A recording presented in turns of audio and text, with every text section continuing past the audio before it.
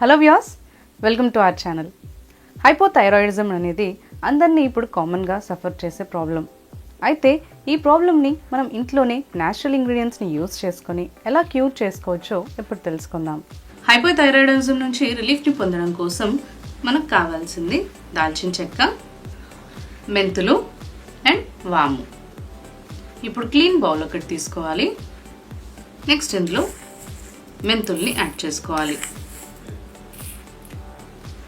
ఇప్పుడు ఇందులో వాముని యాడ్ చేసుకోవాలి. నెక్స్ట్ ఇందులో దాల్చిన చెక్కని యాడ్ చేసుకోవాలి. ఇప్పుడు వీటన్నిటిని మనం బ్లెండర్లో వేసి పౌడర్ లాగా చేసి పెట్టుకోవాలి. ఈ విధంగా దాల్చిన చెక్కని, వాముని ఇంకా మెంతుల్ని పౌడర్ లాగా చేసి పెట్టుకోవాలి. దీన్ని మీరు ఒక కంటైనర్లో స్టోర్ చేసి పెట్టుకోవచ్చు. ఇప్పుడు ఒక గ్లాస్ గోరువెచ్చని నీటిని తీసుకోవాలి. అందులో ఈ పౌడర్ని 1 టీ స్పూన్ యాడ్ చేసుకోవాలి.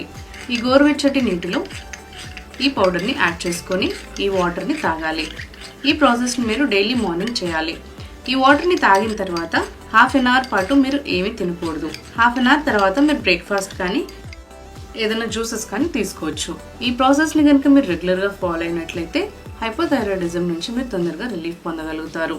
ఈ వాటర్ని మీరు రెగ్యులర్గా మార్నింగ్ ఒకసారి, నైట్ పడుకోబోయే ముందు ఒకసారి తీసుకోవాలి. ఈ వాటర్ని కనుక మీరు రెగ్యులర్గా తీసుకున్నట్లయితే మీరు హైపోథైరాయిడిజం నుంచి తొందరగా రిలీఫ్ పొందగలుగుతారు. ఈ వీడియో కనుక మీకు నచ్చినట్లయితే లైక్ చేయండి, షేర్ చేయండి. మరిన్ని ఇంకా ఇలాంటి వీడియోస్ కోసం మా ఛానల్ని సబ్స్క్రైబ్ చేసుకోండి.